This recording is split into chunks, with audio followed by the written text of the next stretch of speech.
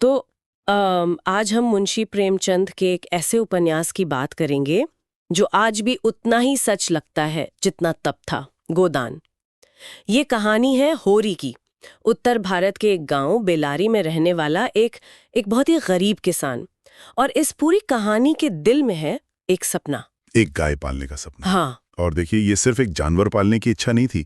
उस जमाने में एक किसान के लिए उसके दरवाजे पर बंधी हुई गाय मतलब वो उसके सम्मान का, उसके परिवार की खुशहाली का और एक बेहतर कल की उम्मीद का सबसे बड़ा प्रतीक थी। बिल्कुल हाँ। होरी की पूरी जिंदगी इसी एक सपने के इर्द गिर्द घूमती है। और कहानी की शुरुआत भी बहुत दिलचस्प है। मतलब पहले ही सीन में होरी अपने मालिक जमींदार राय साहब से मिलने जा रहा है और उसकी पत्नी धनिया उसे रोकती है, कहती है अरे कुछ खा पी कर तो जाओ। लेकिन होरी को जल्दी है। और यही मतलब पहले ही पन्ने पे हमें पति पत्नी के स्वभाव का जमीन आसमान का फर्क साफ दिख जाता है। बिल्कुल। होरी कैसा है? होरी वो उस व्यवस्था में जैसे ढल चुका है। वो मानता है कि जमींदार के सामने झुककर ही, उसकी जी हुजूरी करके ही काम चलेगा। उपन्यास में उसकी एक बहुत ही मशहूर लाइन है, हाँ, कि जब दूसरे के पांवों तले अपनी गर्दन दबी हुई है तो उन पांवों को सहलाने में ही कुशल है। ये एक तरह से उसका लाइफ फिलॉसफी बन चुका है। तो ये सिर्फ डर नहीं है, उसने जैसे मान लिया है कि यही किस्मत है, अब कुछ बदल नहीं सकता। बिल्कुल। और यही बात धनिया को सबसे ज्यादा चुभती है। वो एकदम विद्रोही स्वभाव की है। उसका तर्क बहुत सीधा है, बहुत सच्चा है। वो क्या कहती है? वो कहती है, खुशामद क्यों करें, हम खेत जोतते हैं, वो लगान लेता है, हिसाब तो बराबर है। धनिया का जो किरदार है वो प्रेमचंद की वो आवाज है जो इस दबी कुचली सोच पर सवाल उठा रही है। और धनिया की ये जो कड़वाहट है वो बेवजह नहीं है। उपन्यास में बताया गया है कि सिर्फ 36 साल की उम्र में उसके बाल पक चुके हैं, चेहरे पर झुर्रियां हैं। ये गरीबी की मार है ना? ये सिर्फ गरीबी नहीं है, ये उस दौर की जो स्वास्थ्य व्यवस्था थी उसकी एक बहुत ही भयावह तस्वीर है। धनिया के 6 बच्चों में से 3 बचपन में ही मर गए। क्यों? क्योंकि दवा दारू का कोई इंतजाम ही नहीं था। और ये सिर्फ होरी और धनिया की कहानी नहीं, ये उस समय के लाखों किसान परिवारों की सच्चाई थी। जिंदगी बहुत सस्ती थी। और शायद इसी असलियत से भागने के लिए होरी सपनों में खो जाता है। घर से निकलकर खेतों से गुजरते हुए वो एक पछाइन गाय का सपना देखता है। ये पछाइन गाय क्या थी? पछाइन गाय मतलब पश्चिमी नस्ल की गाय, जो ज्यादा दूध देने के लिए जानी जाती थी। होरी के लिए वो सिर्फ एक जानवर नहीं थी, वो जैसे एक खुशहाली का एक चलता फिरता सिंबल थी। हाँ। वो सोचता है कि जब गाय घर आएगी तो उसका बेटा गोबर, जो दूध के लिए तरसता है, वो जी भरकर दूध पिएगा। बछड़े बड़े होकर अच्छे बैल बनेंगे। और सबसे बड़ी बात, दरवाजे पर बंधी गाय से घर की शोभा बढ़ेगी। और फिर कहानी में एंट्री होती है भोला की। ये सीन मुझे हमेशा बड़ा दिलचस्प लगता है। हाँ, क्योंकि यहाँ हमें होरी का एक अलग ही रूप दिखता है। वो भोला को देखते ही कैसे अपनी क्या कहते हैं, किसान बुद्धि का इस्तेमाल करता है। बिल्कुल। वो एक चतुर किसान है। उसे पता है कि सीधी तरह बात नहीं बनेगी। वो भोला के पास जाता है, उसकी और उसकी गाय की जमकर तारीफ करता है। बातों बातों में उसे पता चल जाता है कि 50 साल का भोला विदुर है और एक साथी की तलाश में है। हाँ, और होरी के दिमाग की बत्ती जल जाती है। वो तुरंत अपनी साली का रिश्ता सुझा देता है। ये थोड़ा अजीब नहीं है? मतलब एक तरह से गाय के बदले औरत का सौदा कर रहा है वो। पहली नजर में ये छल लग सकता है, बिल्कुल। लेकिन प्रेमचंद लिखते हैं, ये छल उसकी नीति में छल न था, ये केवल स्वार्थ सिद्धि थी। ये उस किसान की मजबूरी को दिखाता है जो अपने सबसे बड़े सपने को पूरा करने के लिए हर तिकड़म लगा रहा है। मतलब उसके लिए ये कोई नैतिक रूप से गलत काम नहीं है। नहीं, ये बस जिंदा रहने और आगे बढ़ने का एक तरीका है। और उसकी तरकीब काम भी कर जाती है। भोला बातों में फंसकर उसे 80 रुपए में, वो भी उधार पर, गाय देने को राजी हो जाता है। और होरी की बरसों की मुराद मतलब पूरी होती दिखती है। वो खुशी से फूला नहीं समाता। लेकिन तभी कहानी में एक मोड़ आता है। हाँ, भोला अपना दुख बताता है कि उसके पास जानवरों को खिलाने के लिए भूसा तक नहीं है और महाजन ने उसे और कर्ज देने से मना कर दिया है।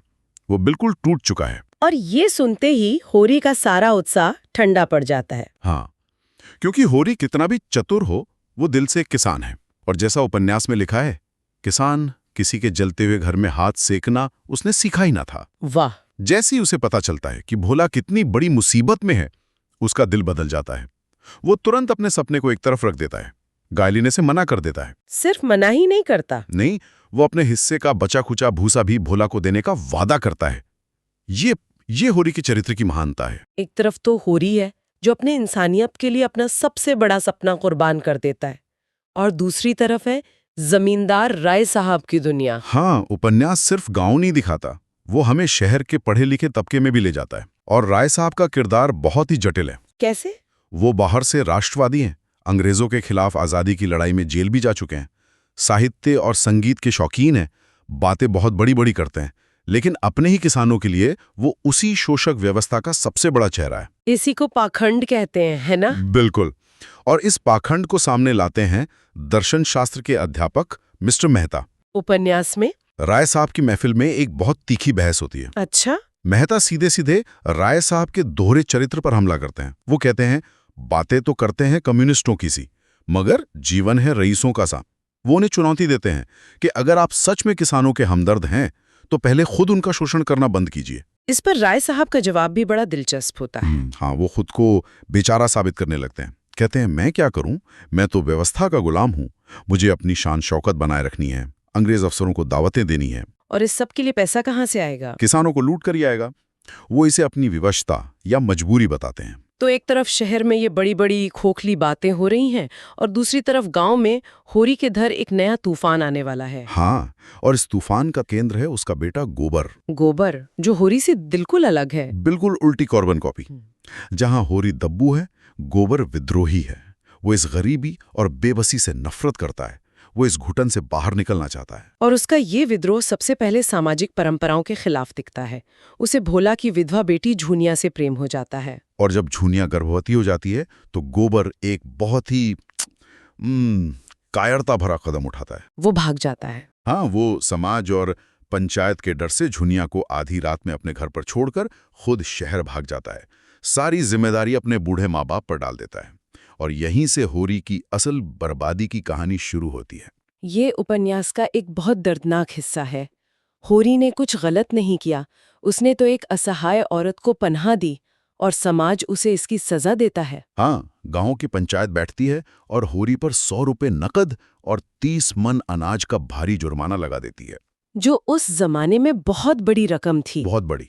अपनी मर्यादा बचाने के लिए, जो असल में जाति और बिरादरी का बंधन है, उसे अपना घर, अपनी फसल, सब कुछ बेचना पड़ता है। वो एक झटके में बर्बाद हो जाता है। और विडंबना देखिए, जिस बेटे की वजह से ये सब हुआ, वो गोबर शहर में एक नई जिंदगी शुरू कर रहा है। बिल्कुल।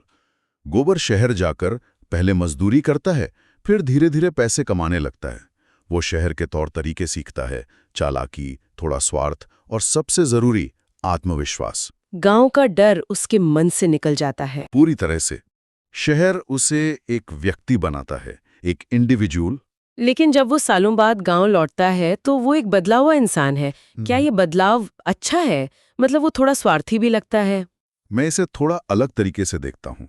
शायद वो स्वार्थी नहीं, व्यक्तिवादी हो गया है। गांव के सामूहिक जीवन ने हमेशा उसे दबाया था, शहर ने उससे आजाद कर दिया है।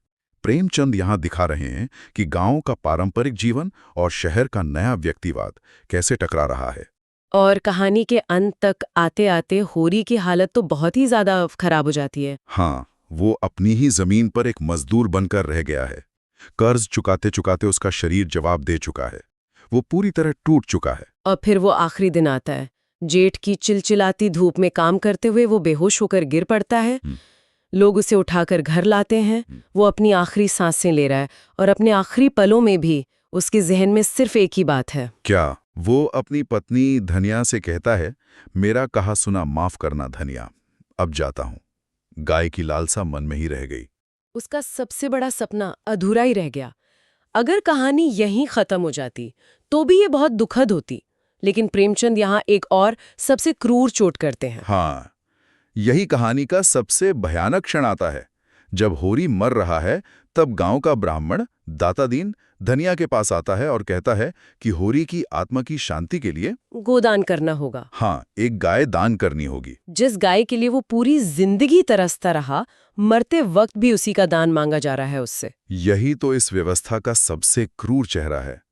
जिस धनिया के पास पति के कफन के लिए पैसे नहीं हैं, उससे धर्म के नाम पर गाय का दान मांगा जा रहा है। और धनिया क्या करती है? धनिया, जो पूरी तरह टूट चुकी है, अपने आंचल में बंधे कुछ आने जो उसने बचाकर रखे थे, उन्हें दातादीन के सामने फेंकते हुए कहती है, महाराज, घर में न गाय है, न बछिया, न पैसा। यही पैसे हैं, यही इनका गोदान है। और ये कहते कहते वो बेहोश होकर गिर पड़ती है। और इसी के साथ होरी की कहानी खत्म हो जाती है। एक भला आदमी, एक मेहनती किसान, जिसे एक क्रूर व्यवस्था ने धीरे धीरे खत्म कर दिया। गोदान की सबसे बड़ी ताकत यही दिखाना है कि शोषण सिर्फ आर्थिक नहीं होता, वो इंसान की आत्मा को, उसके स्वाभिमान को तोड़ता है। होरी सिर्फ गरीब होकर नहीं मरता, वो अपनी अच्छाई, अपनी उम्मीद और अपना सपना सब कुछ हार कर मरता है। ये उपन्यास लगभग 1 सदी पहले लिखा गया था, पर सोचने वाली बात यह है कि आज छोटे किसानों की चुनौतियों में कितना बदलाव आया है। कर्ज का जाल, शोषण, गांव शहर की खाई, क्या ये समस्याएं आज भी वैसी ही नहीं है? बिल्कुल। होरी का एक गाय पालने का सपना आज शायद बहुत छोटा लगे, पर आज हाशिए पर जी रहे करोड़ों लोगों के लिए उस सपने के आज के संस्करण क्या हैं? एक पक्का घर, बच्चों के लिए अच्छी शिक्षा, या बस 2 वक्त की सम्मान की रोटी? और क्या उन्हें हासिल करना आज भी उतना ही मुश्किल है जितना होरी के लिए गाय पालना था? ये सवाल गोदान आज भी हमसे पूछता है।